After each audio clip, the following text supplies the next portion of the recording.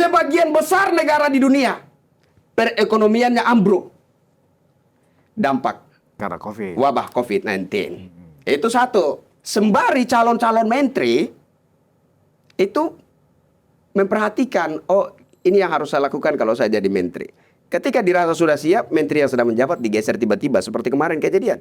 Pernah nggak mendengar Refli Harun, Rocky Gerung, Roy Suryo, Said Didu mengkritik Prabowo? Pernah nggak? Nggak pernah. Karena mereka memang memainkan politik cari muka. Gitu Cari loh. muka dan cari jabatan. Cari muka tuh ujungnya cari jabatan gitu.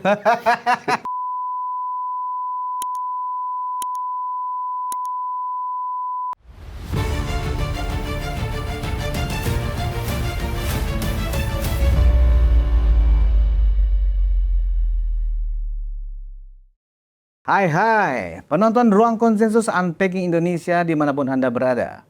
Saya Budius Ma'ruf Piliang, anak Sulu Mulyono, bukan ternak onta dari Gurun Sahara. Assalamualaikum warahmatullahi wabarakatuh. Seperti yang diakui oleh Pak Prabowo sendiri bahwa Pak Jokowi adalah teman dekat dan orang yang sangat dihormati oleh Pak Jokowi.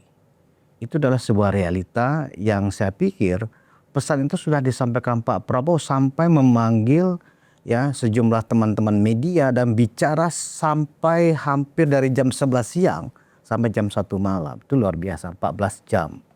Nah, tapi kita heran masih ada orang yang memframing, menjelek-jelekan seolah-olah Pak Jokowi adalah mempengaruhi kebijakan-kebijakan Pak Prabowo sebagai presiden. Dan ini tentu ada framing jahat. Dan kita tidak ingin publik dibohongi oleh framing-framing jahat itu. Karena berdampak kepada terganggunya hubungan kerja antara Wapres dengan Presiden Prabowo. Kenapa saya bilang Wapres? Karena Wapres Gibran Rakabuming Raka adalah anak dari Presiden Jokowi. Dan karena itu kita berharap jangan ada lagi pihak-pihak yang mencoba mengadu domba antara Pak Jokowi dengan Pak Prabowo. Nah, salah satu yang merasa terganggu dan marah dengan situasi adu domba yang dibangun oleh orang-orangnya itu terus saya sudah menghadirkan. Semula namanya ini adalah teman-teman Jokowi Lovers, tapi katanya dia punya nama baru sekarang.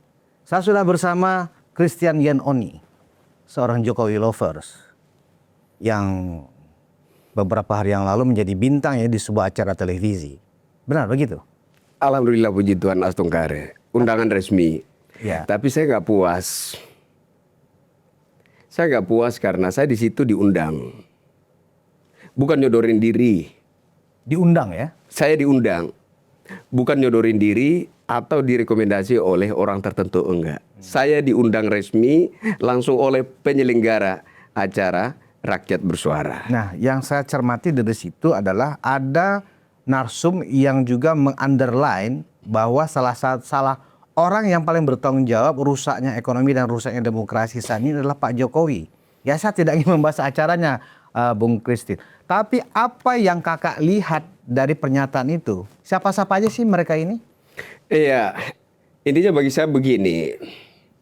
Terlepas saya punya rasa ketidakpuasan hati hadir di acara Rakyat Bersuara. Ada satu sisi yang menurut saya harus saya syukuri. Kenapa?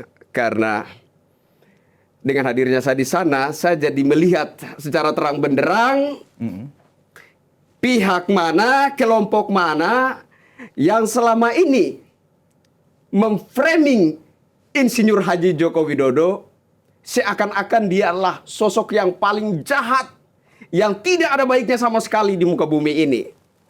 Saya jadi melihat bukan lagi kata orang, bukan lagi isu, tapi saya berhadapan muka dengan mereka. Saya mengenal mereka, pasti mereka adalah pendukung Pak Anies Baswedan. Saya jadi paham di situ.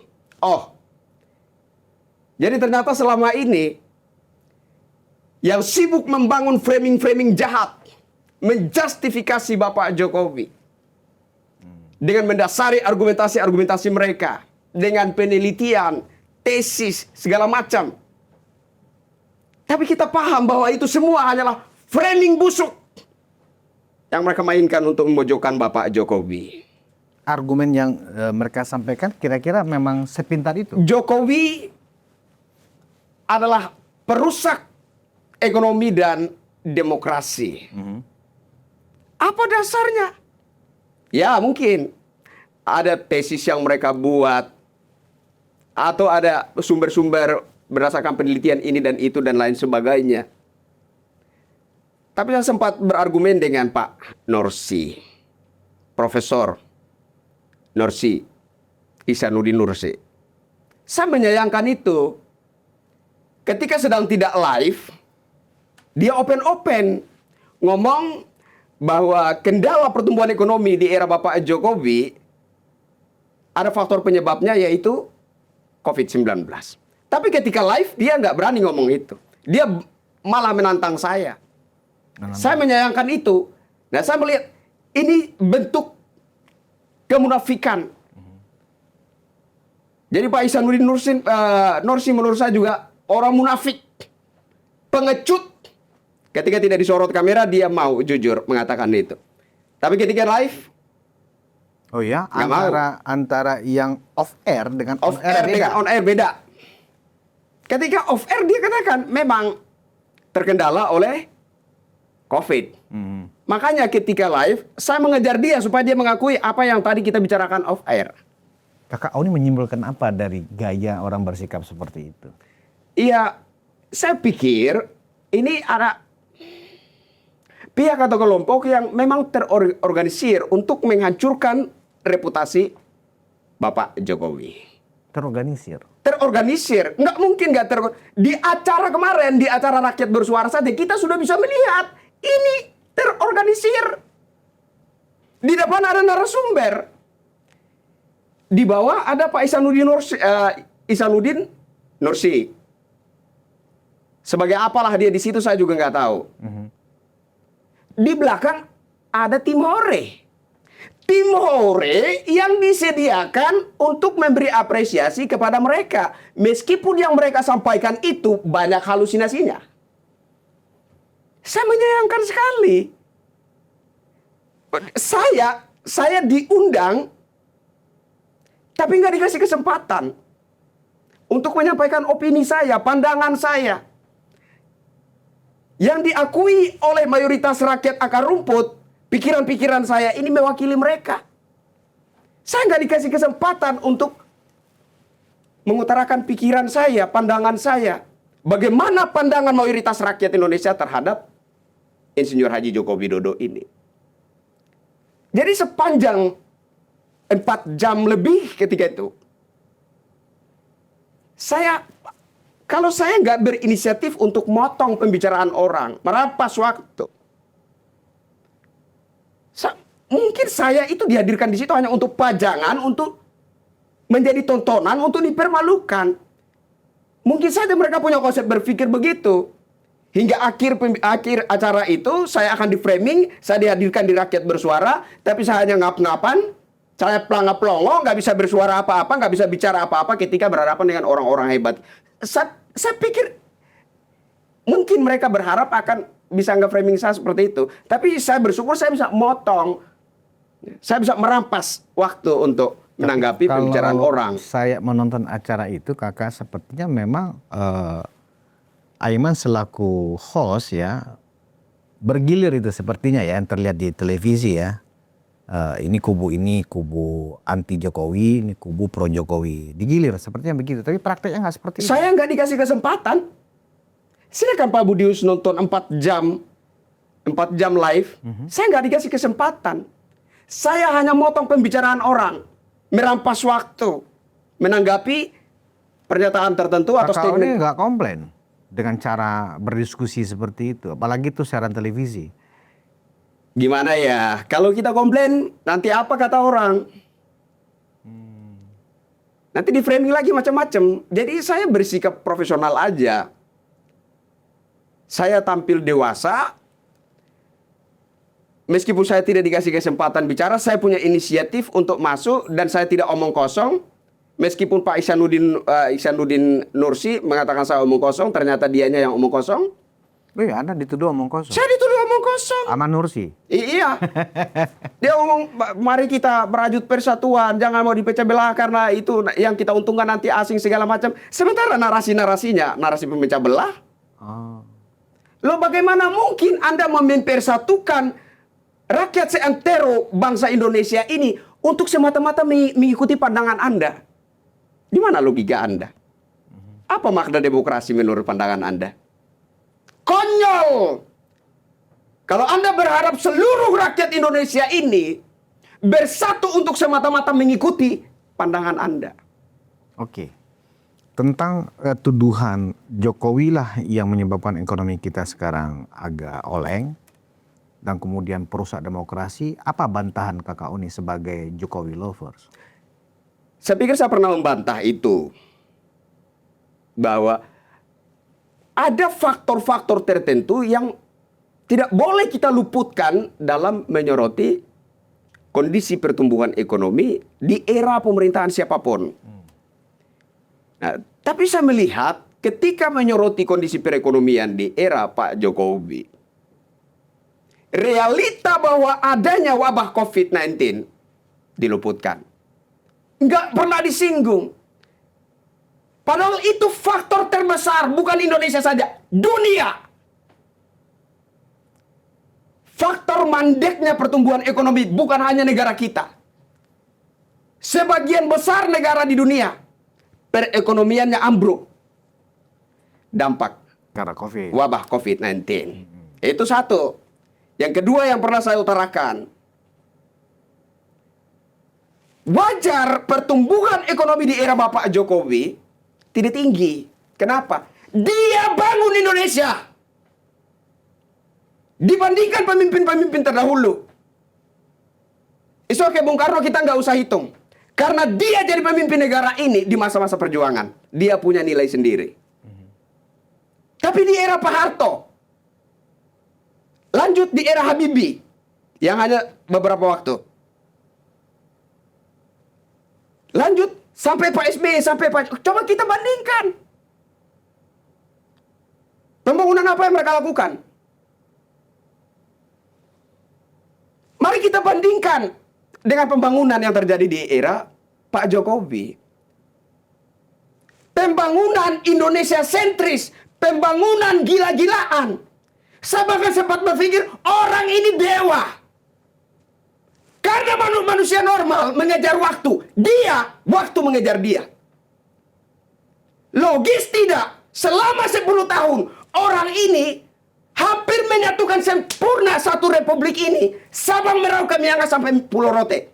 Dengan jalan dan infrastruktur. Masuk akal tidak? Dalam kurun waktu 10 tahun. Dalam situasi tantangan yang begitu hebat. Tantangan global. Tantangan internal negara kita. Yang begitu hebat, begitu luar biasa. Tapi seperti sedikit pun tidak mengganggu konsentrasi dia. Untuk mensukseskan cita-cita membangun Indonesia.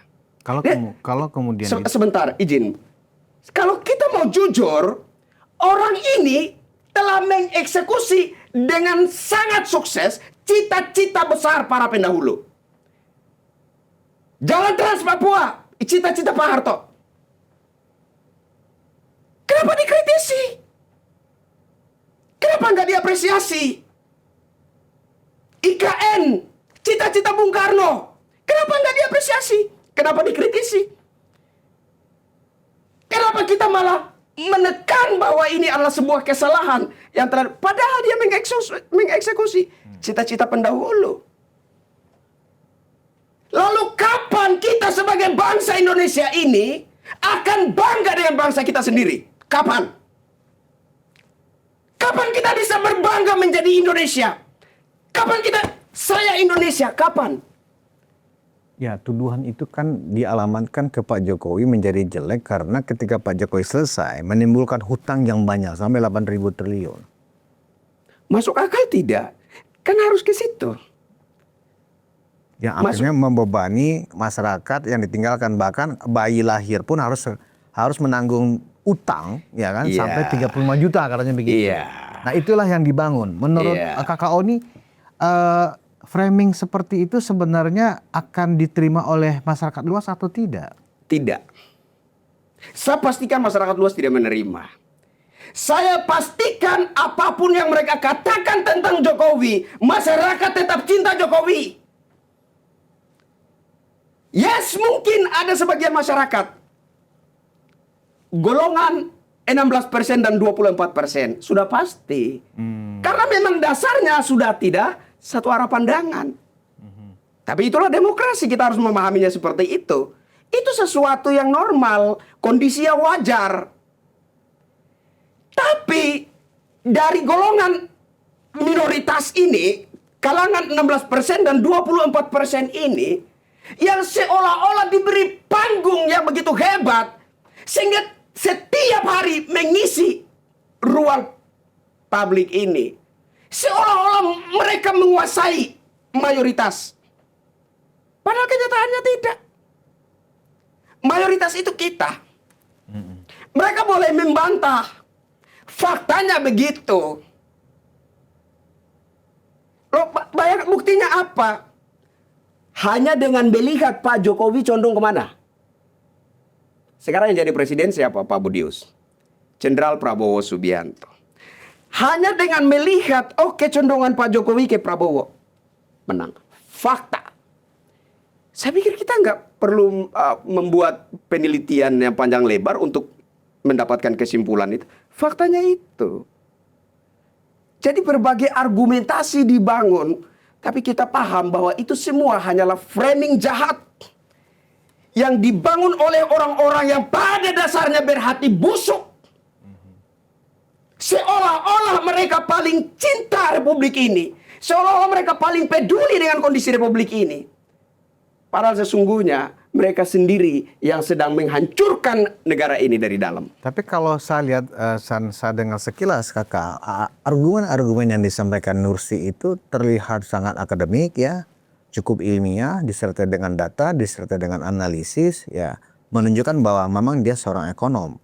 Nah, esensinya menurut kakak, substansinya benar-benar itu sebuah analisis yang masuk akal atau hanya sekedar mencari-cari cara, mencari sebuah sudut pandang ya untuk mendowngrade Pak Jokowi?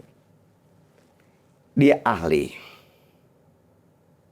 pakar ekonomi. Berbeda dengan orang yang memahami ekonomi hanya dengan membaca buku atau mendapat informasi dari sumber-sumber tertentu, beda. Dia pakar. Itu bidangnya. Dia mendalami itu. Artinya apa? Pengetahuan dia tentang ekonomi itu bisa dia kelola untuk maksud yang baik, bisa dia kelola untuk maksud yang tidak baik. Tergantung bagaimana dia mengelola pengetahuan yang dia punya. Order juga kali ya. Kan begitu. Kan dia pakarnya. Tapi kalau kita bicara realita, Anda nggak tahu, saya yang tahu. Karena Anda melihat kondisi bangsa dari atas, saya dari bawah. Anda melihat tesis yang Anda bikin sendiri. Anda melihat hasil penelitian ini dan itu dan sebagainya. Yang alami kondisi di bawah saya, bukan Anda. Jadi kalau Anda mau tahu persis kondisi negara ini, kondisi bangsa ini, seperti apa kondisi sosial yang dialami rakyat hari ini, turun ke bawah, lihat ke atas. Anda turun ke bawah, Anda bisa berteriak ke atas. Di sini rakyat sedang mengalami ini. Tapi kalau Anda dari atas, seperti Anda katakan, saya hanya cuap-cuap. Anda yang cuap-cuap, Anda bicara di atas tanpa mengetahui realita di bawah. Saya ada di bawah. Saya paham kondisi rakyat di bawah. Saya kira itu. Jadi dia seorang ekonom, dia pakar. Tapi kalau bicara realita, nol. Nggak ada apa-apanya. Jokowi bangun Indonesia dari Sabang sampai Merauke, Miangas sampai Pulau Rote, tujuannya untuk menyatukan benar-benar Republik ini menjadi satu. Nyaris sempurna melalui jalan raya. Nyaris sempurna. Nyaris sekiranya saja 10 tahun ini panjang. Menurut saya 10 tahun terlalu pendek. Nah, kemudian dari diskusi itu juga saya melihat KKO ini memberikan semacam argumen bantahan dengan mengklaim ya bahwa Pak Jokowi adalah presiden terbaik sepanjang masa. Argumennya apa? Memang terbaik. Memang terbaik. Silakan Anda berargumen, Pak. Tapi semua argumen Anda mestinya didasari atas seperti apa nasib yang sedang dijalani oleh rakyat. Apa yang rakyat butuhkan. Silakan Anda membangun narasi yang hebat. Pertanyaan saya, gunanya apa untuk rakyat di bawah? Anda bisa bersuara di atas, punya panggung besar di atas. Untuk siapa? Gunanya untuk apa? Tentu saja untuk rakyat. Rakyat yang mana? Yang di bawah. Bukan di kelompok kecil kalian. Jadi silakan kita berargumen. Tapi fakta di bawah, baru di era Insinyur Haji Joko Widodo, rakyat jelata di pelosok-pelosok negeri ini merasakan kehadiran negara. Baru di era Presiden Insinyur Haji Joko Widodo, rakyat jelata sampai di pelosok-pelosok negeri ini merasakan apa makna dari kemerdekaan itu. Baru di era Presiden Insinyur Haji Joko Widodo, rakyat jelata sampai di pelosok-pelosok negeri ini tahu bahwa Indonesia punya presiden. Sebelum Jokowi, rakyat tidak tahu Indonesia punya presiden atau tidak. Itu realita di bawah. Silakan. Itu fakta. Anda boleh melawan saya dengan data. Tapi saya bicara realita. Menarik juga ya, data dilawan dengan realita. Realita. Data bisa dimanipulasi. Data bisa realita nggak bisa dimanipulasi. Sakit ya sakit. Pahit ya pahit. Pedas ya pedas. Realita. Data silakan. Anda bisa membolak-balikan data. Nah, sebenarnya persepturan antara orang yang membenci Pak Jokowi dengan orang yang mendukung Pak Jokowi sebenarnya sudah mulai landai ya atmosfernya. Ketika peristiwa kerusuhan kemarin itu menjadi naik lagi karena diinisiasi dengan tuduhan-tuduhan bahwa dari sebelum tanggal 25 ya kan, bahwa sudah dibangun sebuah framing, sebuah cerita bahwa geng Solo akan melakukan menunggangi demo yang berbau anarkis. Dan kemudian ketika terjadi demo tanggal 25 dan berujung tanggal 28 ditunggangi oleh penumpang gelap, lagi-lagi framing Geng Solo lagi. Bahwa itu adalah dilakukan oleh kelompok yang bernama Geng Solo. Saya sudah berulang kali sih menjelaskan kepada sejumlah narasumber saya bahwa Geng Solo itu tidak benar, tidak tepat dan harus segera diklarifikasi karena Geng Solo itu kan siapa? Kalau memang ada yang ditenggarai, mereka punya data bahwa itu misalnya Geng Solo itu pasti dimaksudkan ke Pak Jokowi, itu udah pasti gitu loh. Nggak mungkin Geng Solo itu adalah siapa yang nggak jelas gitu loh. Pasti yang dimaksudkan Geng Solo itu adalah Pak Jokowi dengan sejumlah menteri-menterinya yang sekarang juga masih ada di kabinet. Iya. Kan begitu. Nah, Iya. Anda sendiri KKO ini setuju nggak sih ada Geng Solo itu dan kemudian diframingkan itu melekat dengan Pak Jokowi seolah-olah memang kerusuhan kemarin itu dilakukan oleh Pak Jokowi dan teman-teman gitu. Oke. Nggak masuk akal sekali. Tapi sebelumnya saya yang pertama, karena ini energinya negatif sekali nih. Kalau bicara Geng Solo. Saya berniat untuk membuat ini dengan cara pandang yang positif. Ya, dengan teman-teman, ini poin pertama ya. Saya dengan teman-teman saya bersepakat untuk mendirikan komunitas Geng Solo. Komunitas ini... Apa komunitas ya? Ya, komunitas Geng Solo. Jadi kita tidak bermaksud mewakili warga Solo. Kita langsung merujuk saja kepada isu Geng Solo yang jelas terang benderang dialamatkan kepada Bapak Jokowi. Oke? Oh, Anda yakin itu ya? Geng Solo Saya itu- yakin. Saya yakin. Berarti penilaian KKO ini hampir semua orang pasti memahami seperti itu. Iya. Bahwa Geng Solo yang dituduhkan itu adalah Memang Pak Jokowi. Oh, oke. Pak Jokowi. Jadi bukan tentang warga Solo. Tapi tentang Pak Jokowi. Pak Jokowi sebenarnya yang dijuluki geng Solo, ya, kemudian di framing dengan tuduhan-tuduhan yang sifatnya menghasutkan begitu.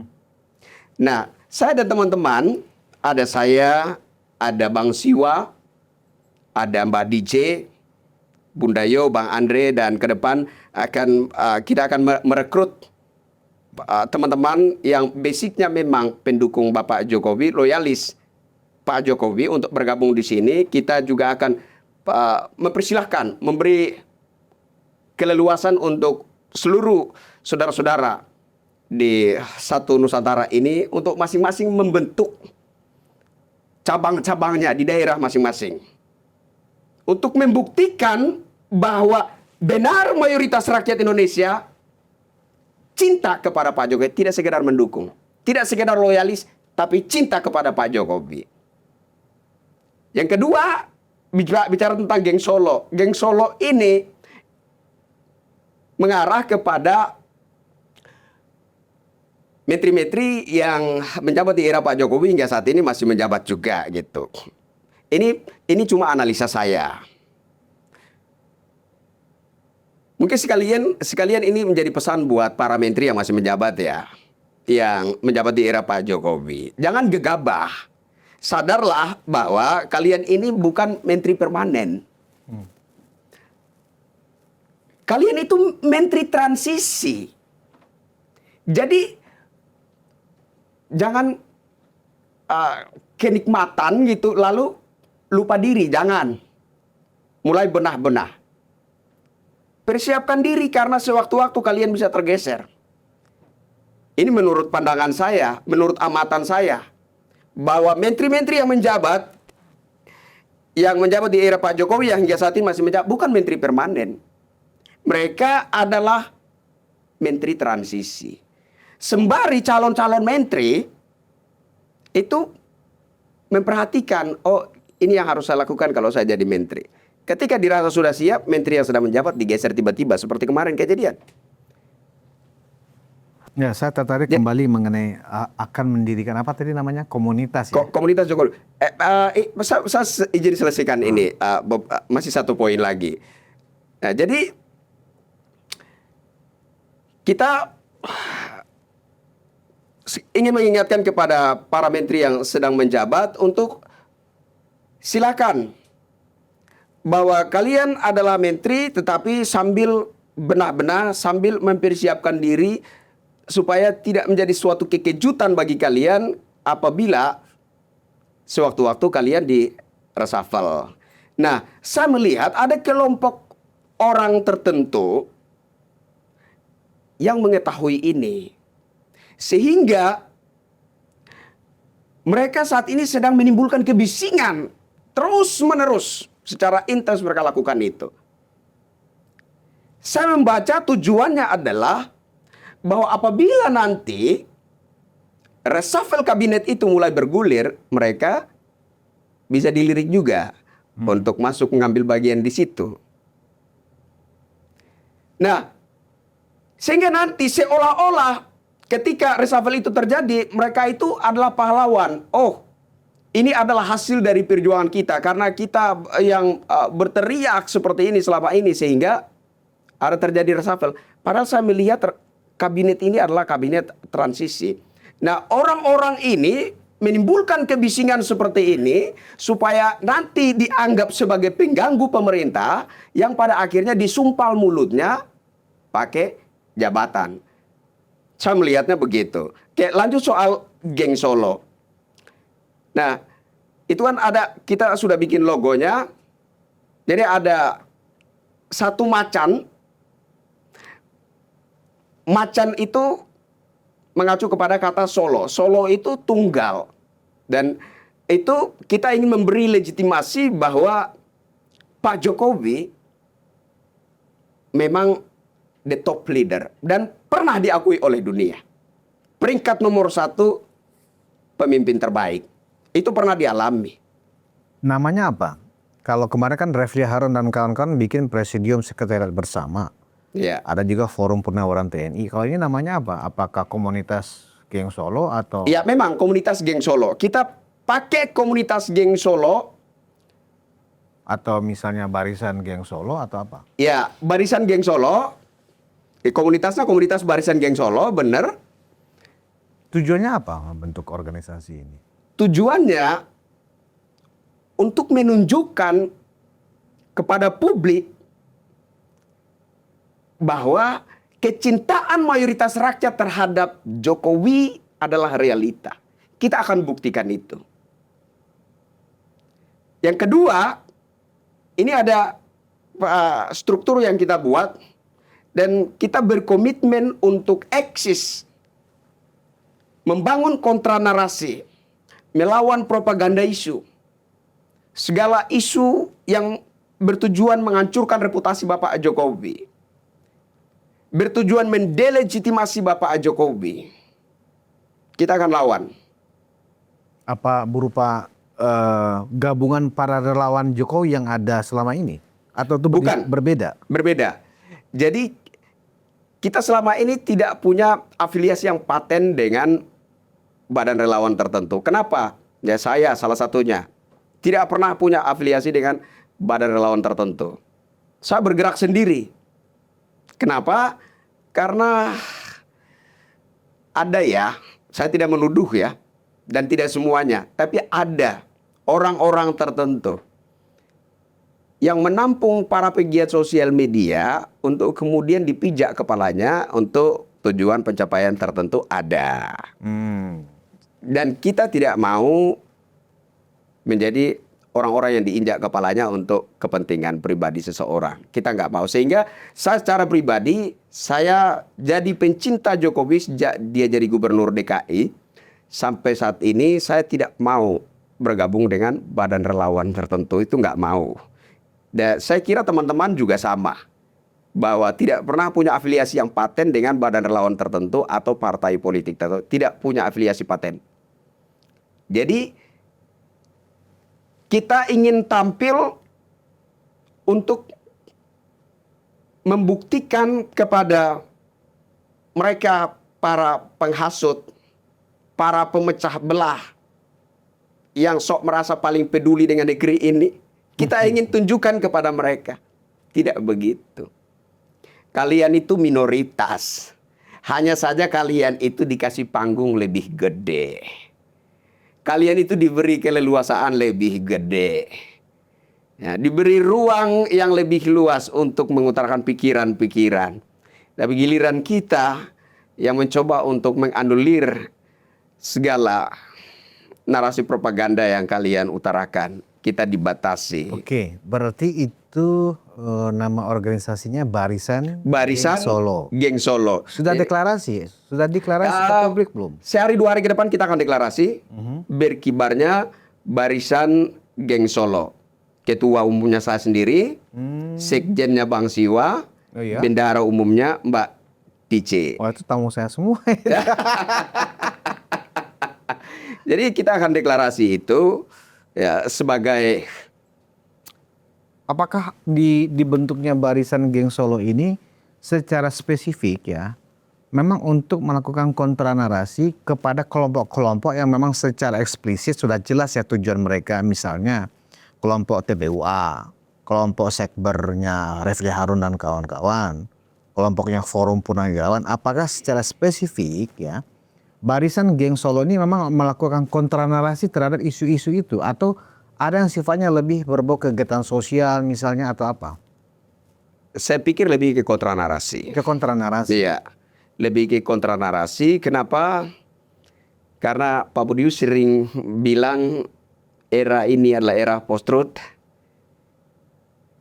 di mana sangat rentan rakyat ini digiring untuk menganut pemahaman yang sesat. Maka saya pikir yang paling penting yang harus saya utamakan, saya dan teman-teman, adalah kontra narasi. Kalau soal kegiatan sosial, saya pikir masing-masing kita bisa melakukan apa yang bisa kita lakukan di tempat kita ada. Tapi soal kontra narasi tidak semua orang bisa. Saya pikir begitu. Dan kondisi sosial media yang begitu kotor hari ini, begitu banyak sampah-sampah hasutan dan penyesatan. Tapi itu punya satu daya tarik tersendiri begitu bagi masyarakat. Nah, disitulah sisi bahayanya menurut saya. Sehingga kalau kita yang memang katakanlah sudah diakui oleh masyarakat sebagai tokoh ya sekurang-kurangnya di sosial media, kita harus eksis untuk melakukan kontranarasi. Jika tidak, maka penyesatan besar-besaran yang diagendakan entah oleh pihak yang mana itu bakalan menuai sukses besar dan kita Jadi tidak mau. bentuknya perkumpulan atau paguyuban gitu ya, Iya, secara apa legalitasnya. Ya, kita akan bikin Ini legalitasnya. serius ya? Iya, serius. Kita akan bikin legalitasnya. Kita akan upayakan legalisasinya dan betul-betul kita akan kibarkan. Kami kelompok Barisan Geng Solo sebagai representasi dari loyalis Bapak Jokowi, pencinta Bapak Jokowi yang maaf, saya tidak boleh malu untuk mengklaim mayoritas rakyat Indonesia. Nah, kami ingin tampil sebagai representasinya. Bahwa inilah kami pencinta Bapak Jokowi dan inilah realita yang kami alami semasa Bapak Jokowi menjabat. Inilah yang kami rasakan bahwa yang kami butuhkan seperti yang dibawa oleh Pak Jokowi semasa memimpin. Jokowi adalah geng kami. Geng dalam cara berpikir yang lebih positif. Geng dalam artian dia adalah pemimpin terbaik. Berarti Barisan Geng Solo ini nanti harus siap loh menghadapi orang-orang seperti orang yang licin ya. Licin dan licik. Seperti Refli Harun, Roy Suryo, Rocky Gerung, siapa lagi dan banyak Said Didu ya. Berarti secara Saya kecualikan Rocky Gerung dulu, Pak Budius. Kenapa? Saya dia juga nggak Ya. kurang-kurang juga untuk mendiskreditkan Pak Jokowi. Betul. Cuma saya mendalami narasi-narasi dia, saya dalami dan saya temukan seringkali ada substansi yang diselipkan dalam argumennya, dalam narasinya yang tidak bisa ditangkap oleh kebanyakan orang, tapi dampaknya nyata. Misalnya apa? Kalau saya ngomong nanti banyak yang benci Pak Rocky, jangan. Justru banyak benci. Kalau saya bongkar ini banyak yang benci Rocky Gerung, jangan. Tapi kan kalau kita bicara tentang perspektif dalam konteks ilmu pengetahuan kan nggak masalah. Kecuali kita bicara pribadinya Rocky, kita nggak bicara pribadinya Rocky. Ini masalahnya ini ke arah praktis, ke Jadi acara perilaku. kecenderungan terhadap Kalau selagi pemimpin. masih konsepnya adalah pemikiran nggak apa-apa kita bongkar. Pemikiran ya, pendapat pemikiran boleh bongkar. Tapi kalau sifatnya nggak apa-apa. perilaku, misalnya dia perilakunya A, B, C, D yang memang itu dianggap nggak bahas ya, itu mungkin kita nggak akan bicarakan di sini. Tapi begini. kalau pemikiran saya pikir boleh dibahas. Saya kasih contoh begini. Ketika dia katakan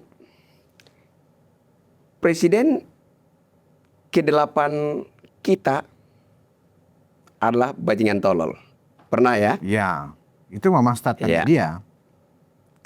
Lalu itu memantik kegeraman masyarakat. Karena bagaimanapun juga mayoritas rakyat sudah beralih mendukung Pak Prabowo kan.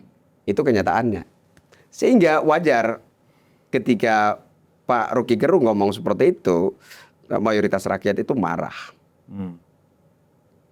Tapi penglihatan mayoritas yang marah itu ada substansi yang luput dari penglihatan mereka.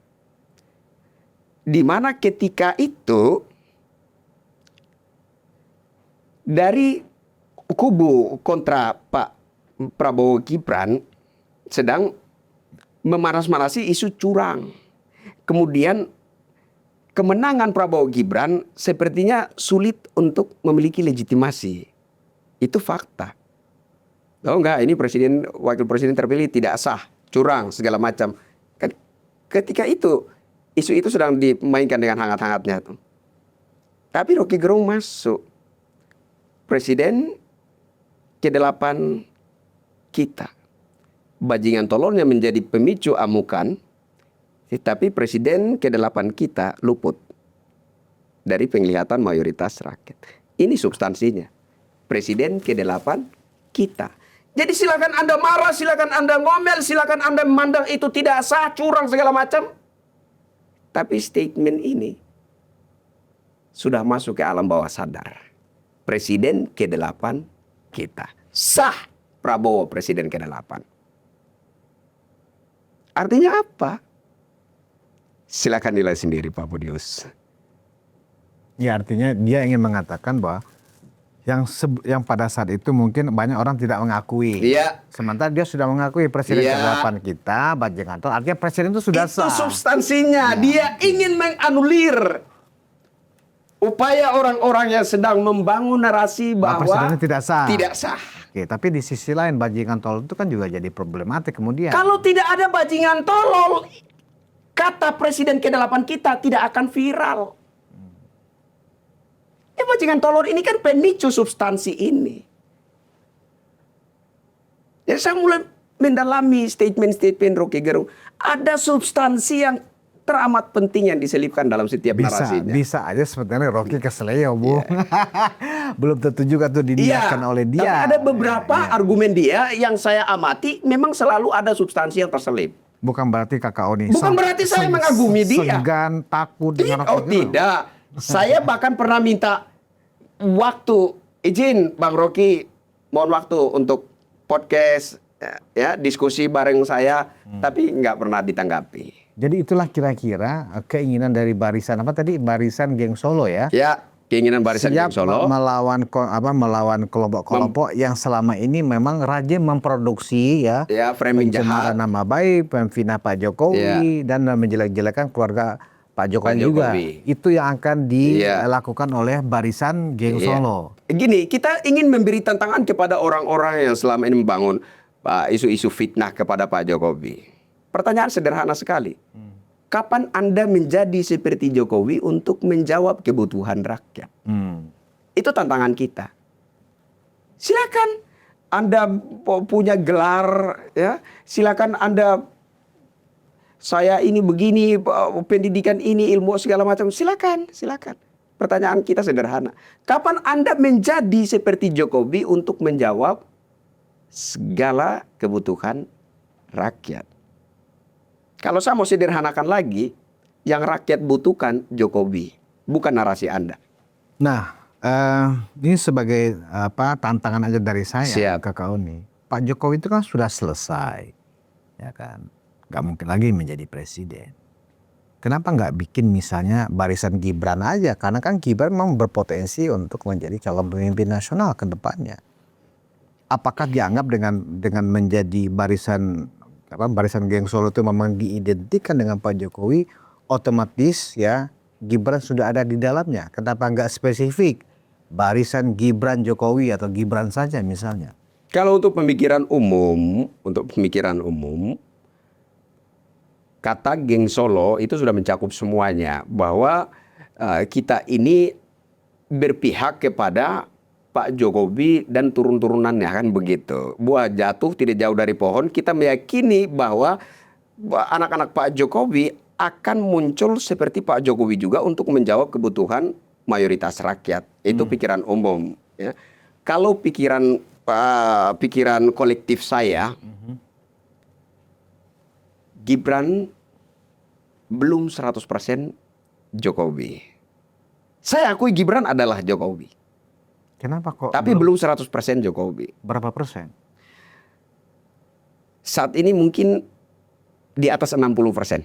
Di bawah 70%.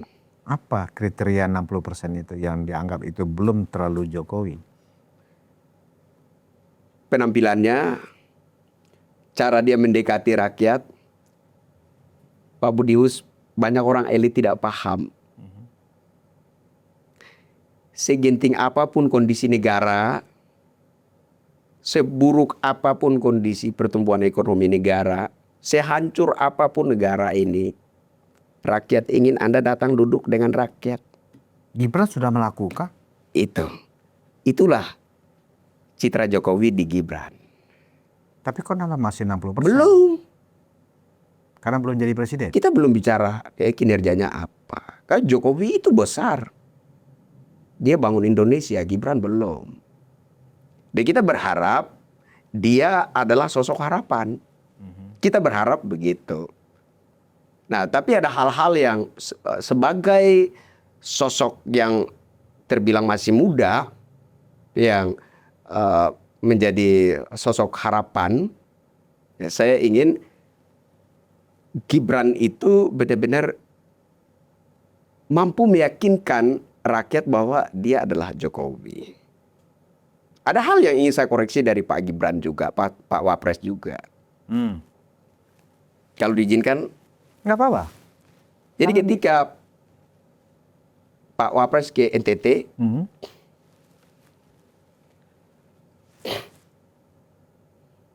ada anak gadis yang ingin mencium, nah itu ditolak. Saya ingin Mas Wapres minta maaf kepada warga NTT, karena itu tradisi kami. Itu tradisi kami. Kenapa orang begitu terobsesi ingin memelukmu, ingin menciummu? Karena orang pernah lakukan itu kepada bapakmu. Pak Jokowi dipeluk, dicium. Sehingga ketika Anda hadir, orang berharap Anda adalah Jokowi yang bisa kami peluk, yang bisa kami cium. Tapi didorong. Dan anak gadis itu sudah membuat pernyataan permohonan maaf. Saya mengerti bahwa itu untuk menjaga marwah Pak Wapres. Permohonan maaf yang dibuat itu. Tapi secara naluri terluka. Dan Mas Wapres saya minta dengan kerendahan hati. Ada videonya itu? Ada. Itu dihalangi protokoler atau pas pampres atau memang dari Mas Wapres sendiri? Kalau saya nggak salah ingat itu keganjal atau kedorong tangan Mas Wapres sendiri. Dan anak gadis itu sudah membuat permohonan maaf terhadap Mas Wapres. Pak Wapres. Jadi itu tradisi. Saya bukannya membela Mas Wapres. Ya. Ada suatu protap ya dari pas pampres itu bahwa presiden dan wakil presiden tidak boleh tersentuh. Betul. Gitu loh. Jadi kalau toh memang ya kayak Pak Jokowi kan sering menggendong anak malah. Iya. Kan, bersalaman. Tapi kalau ingin memeluk itu memang dihalangi pas pampres. Betul. Ya, kecuali ada situasi tertentu yang memang sudah dianggap aman. Dikondisikan. Ya kan, dikondisikan itu baru terlaksana. Tetapi dalam suatu kerumunan, misalnya di jalan rame, ya kan ada memiliki memang itu aturan dari pas pampres. Ya. Tapi dalam situasi itu seperti yang kita bilang tadi, memang sudah dikondisikan, memang itu ada dalam bagian protokoler. Oh, oke. Begitu. Dan dalam kondisi yang sama, orang pernah mencium Pak Jokowi. Ketika hadir di situ Pak Wapres, dengan besar harapan, ini adalah Pak Jokowi. Dan orang ingin melakukan hal yang sama, meluapkan emosi cinta yang sama sebagaimana yang pernah dilakukan kepada Pak Jokowi. Untuk menjaga marwah Pak Wapres, dia sudah minta maaf. Pernyataan permohonan maaf saja ada. Tapi secara naluri terluka. Dan saya berharap Mas Wapres untuk supaya tidak menghalang-halangi cinta rakyat itu. Kemudian mengalir kepada Pak Wapres, Mas Wapres tanpa hambatan. Minta maaflah kepada warga NTT. Saya pikir itu. Ya, sebenarnya kalau kita lihat ya, pimpinan-pimpinan yang memang sangat populis itu di seluruh dunia ya, memang seluruh atau sebagian besar orang ingin dekat dan bahkan ingin berjabat tangan atau ingin berpelukan kan ya, itu biasa. Tetapi yang juga kita harus memaklumi sebagai rakyat adalah, dan itu juga protokoler seluruh kepala negara di dunia, memang rakyat itu tidak boleh bersentuhan langsung dengan kepala negara. Karena apa? Karena untuk menjaga security aja sebenarnya, bukan karena tidak boleh karena harus berjarak dengan rakyat, dengan alasan keamanan aja. Tapi ketika ada dalam situasi yang memang sudah dikondisikan, sudah biasa di Papua ya rakyat sampai mengelus-elus kepala presiden, sampai memeluk di dada Pak Jokowi di NTT. Kami alami itu dalam situasi protokoler loh. Memang sudah dikondisikan bahwa itu sudah kan ada jarak sterilnya. Kita paham. Nah, yang terjadi ini di dalam area steril, di dalam konsep protokoler. Sebenarnya menurut Kakak ini situasinya sudah aman. Sudah aman. Tetapi Mas Gibran mungkin nggak melihat Ya, atau mungkin karena belum pernah mengalami itu. Iya. Mungkin Ya. itu satu pengalaman baru untuk iya. Mas Wapres. Tapi Pak, bukan saya tidak membenci Mas Wapres, tidak. Saya bahkan kepengen bagaimana rakyat mencintai Jokowi. Cinta itu akhirnya seutuhnya untuk Mas Wapres. Tadinya saya berpikir bahwa cinta rakyat terhadap Pak Jokowi itu akan berangsur-angsur move kepada Prabowo Gibran. Tapi kenyataan de facto membuktikan rakyat mulai kecewa dengan Pak Prabowo.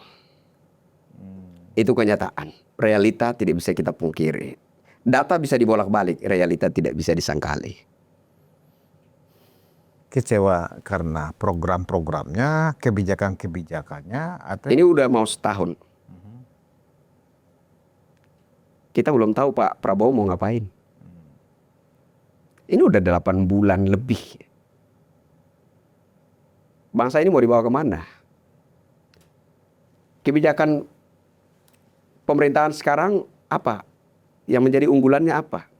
Kapan eksekusinya? Kita nggak tahu. Jadi rakyat mulai kecewa di situ. Dipikirnya rakyat setelah disumpah sebagai presiden dan wakil presiden,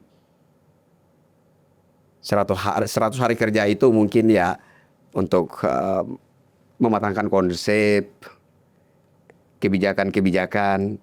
Lepas 1 hari gaspol untuk eksekusi sebagaimana yang pernah kita rasakan di era Pak Jokowi. Tapi ini sudah 8 bulan. ya saya pikir Presiden Prabowo menjelang 1 tahun ya, bekerja sebagai presiden, tentu banyak catatan yang sudah di tangan presiden tentunya.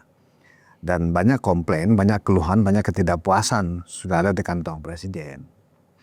Dan ini kita tunggu aja apakah akan ada perbaikan-perbaikan gitu, selama menjelang 1 tahun 20 Oktober nanti. Itu kan sekitar lebih kurang 1 bulan lebih lagi ya. Dan kita memang tetap harus mengkritisi dan mengawasi kerja pemerintah seperti ini. Tapi kita juga jangan juga sampai kebablasan bahwa kita sudah tidak lagi melihat Pak Prabowo sebagai pemimpin. Kita tetap kasih kesempatan. Ya, saya tertarik dengan itu Pak Budius. Jadi bukan berarti bahwa saya akan bergeser dari yang biasa bersikap kritis ekstrim kemudian menjadi lunak terhadap pemerintah, tidak juga. Tapi saya mulai berpikir lebih produktif begitu ya. Jadi saya tetap ada pada pendirian saya dan teman-teman ya, Bang Siwa, Mbak DJ, Bunda Yo, Bang Andre dan lain-lain nanti yang akan bergabung. Kita tetap mengambil sikap untuk kritis, tetapi kita juga tidak akan berseteru dengan arahan yang tercinta. Saya tertarik begini, lebih baik ya teman-teman relawan atau sekarang juga Jokowi lover bertransformasi menjadi barisan geng Solo ya kan. Yang membedakan kelompok ini dengan kelompok pembenci adalah begini, Kakak Oni. Kalau kelompok Jokowi lover ini masih mencoba objektif dalam arti mereka memuji pemerintah Prabowo Gibran, tetapi manakala ada yang tidak berjalan dengan baik juga tanpa tedeng aleng-aleng juga memberikan kritik gitu lah. Itu kelebihan kita sebenarnya. Kita ada di jalur yang sangat-sangat membangun, konstruktif. Sementara kelompoknya Refli Harun dan kawan-kawan, mereka mana berani mengkritik Prabowo Gibran? Coba, ada nggak? Coba jelaskan ke saya. Pernah nggak mendengar Refli Harun, Rocky Gerung, Roy Suryo, Said Didu mengkritik Prabowo? Pernah nggak? Nggak pernah. Karena mereka memang memainkan politik cari muka. Gitu Cari loh. muka dan cari jabatan. Cari muka tuh ujungnya cari jabatan gitu. Nah, justru itu maksud saya, kita tetap ada di posisi yang objektif saja. Jangan sampai orang-orang kayak Kakak Oni sebagai aktivis yang memang dari awal ya menjadi orang yang ada barisan paling depan dalam mengawal Pak Jokowi ya, sampai juga kehilangan daya kritisnya. Ya, saat ini kan cukup banyak ya teman-teman aktivis dan bagian dari relawan Jokowi juga memberikan kritik-kritik. Misalnya memberikan masukan dan kritik terhadap pelaksanaan makan bergizi gratis. Kemudian juga tentang misalnya BPJS, tentang Danantara dan seterusnya. Termasuk juga ketika Presiden Prabowo memberikan amnesti kepada Hasto dan Tom Lembong. Artinya apa? Kakak Oni kan yang paling keras memberikan kritik kepada Pak Presiden pada saat itu dilakukan. Itulah kelebihan dari teman-teman pendukung Jokowi. Tetap netral. Karena memang tujuannya bukan untuk cari jabatan. Ya. Untuk cari Ditawari muka. juga nggak mau. Ya. Nah, saya pikir barisan geng Solo ini menarik, saya pikir ya kan, sebagai bentuk perlawanan ya, perlawanan Terhadap mereka pernah mengatakan begini, Kakak Oni, lawanlah buku dengan buku, lawanlah opini dengan opini, lawanlah narasi dengan narasi. Nah sekarang ada kemajuan baru, lawanlah komunitas kelompok dengan kelompok, lawanlah organisasi dengan organisasi. Ini menarik, perkembangan baru. Yang penting adalah ya jangan sampai memang akhirnya sami mawon dengan mereka, toh cari jabatan juga Iya. ujung-ujungnya. Ya. Apa pesannya? Ya, intinya jangan kita melihat ini sebagai wujud dari perpecahan. Oh tidak, ini justru sesuatu yang sangat menarik. Ini justru wujud dari demokrasi menurut saya. Jadi ada yang jangan kita terpecah belah segala. Ini bukan wujud perpecahan. Jadi ada kelompok antar kelompok. Jadi ini loh makna dari berserikat itu ya ini. Untuk kita beradu pikiran, beradu pandangan dalam ruang demokrasi sesuatu yang tapi saya ingin berangkat dari gagasan besarnya adalah arahan dari Pak Jokowi. Jadi, saya juga kaget bahwa ada arahan Pak Jokowi kawal jaga Pak Prabowo sampai 2034. Saya ketika 2034 Pak 2029. 2034. Wah luar biasa, berarti Pak Jokowi mendukung Pak Prabowo sampai 2 periode dong. Nah, gini, akhirnya saya tuh merasa bahwa kebanyakan kita, termasuk juga saya, itu sempat menjadi korban cipta kondisi. Tapi saya udah katakan tadi ya, ini bukan berarti saya yang tadi bersikap kritis ekstrim kemudian perlahan-lahan, oh tidak. Saya tetap kritis. Apa yang menurut saya tidak berpihak kepada rakyat mayoritas tetap saya akan kritis saya akan kritik dengan keras. Tapi saya pikir ada satu makna fundamental dari pesan itu. Jaga Pak Prabowo sampai 2034. Makna fundamentalnya apa? Dengan menjaga Pak Prabowo kita menjaga keutuhan bangsa ini. Karena kalau kita mengkritik membabi buta terhadap Presiden Prabowo, ini menguntungkan pihak lawan yang memang sedang gencar-gencarnya cari panggung, cari muka, cari jabatan. Menguntungkan mereka. Dan mereka berharap bahwa kita yang tadinya memenangkan Jenderal Prabowo ini kemudian berubah menjadi kelompok pembencinya, kan itu harapan mereka. Kemudian mereka yang masuk hanya memberi puja-puji, berharap disumpal mulutnya pakai jabatan. Oh ini tidak fair. Bukan berarti kita berharap, oh jangan mereka Pak, kita saja Pak yang oh tidak juga. Saya ditawari juga nggak bakalan mau. Karena dampak moralnya besar. ketika kita dikasih jabatan atau dikasih ini itu, berani nggak kita kritis? Berarti Sulit. tetap posisinya nggak akan berubah ya? Nggak akan berubah. Tapi ada satu hal yang memang sudah kita sepakati untuk jaga bersama-sama, yaitu jaga Pak Prabowo sampai 2034. Kritis, tetap kritis, tapi menjaga marwah pemerintahan Prabowo Gibran Itu kan akan pesan tetap Pak kita jaga. Jokowi ya. Ya. Itu kan pesan Pak Jokowi. Apakah barisan geng Solo ini juga akan menjaga Pak Prabowo sampai 2034? Menjaga itu tidak selamanya dengan membela dia, membagus-baguskan yang tidak benar. Tidak begitu. Meneriaki orang juga bisa bermakna, Pak Budius sedang berjalan di depan, saya dari belakang, saya ngekor. Di depan ada curang, saya tahu, Pak Budius nggak tahu. Salah nggak saya teriak dari belakang? Saya kira itu maksudnya maknanya. menjaga. Oke. Jadi Menarik bukan sekali. berarti kita akan melunak dan tidak bersikap kritis. Kita akan kritis.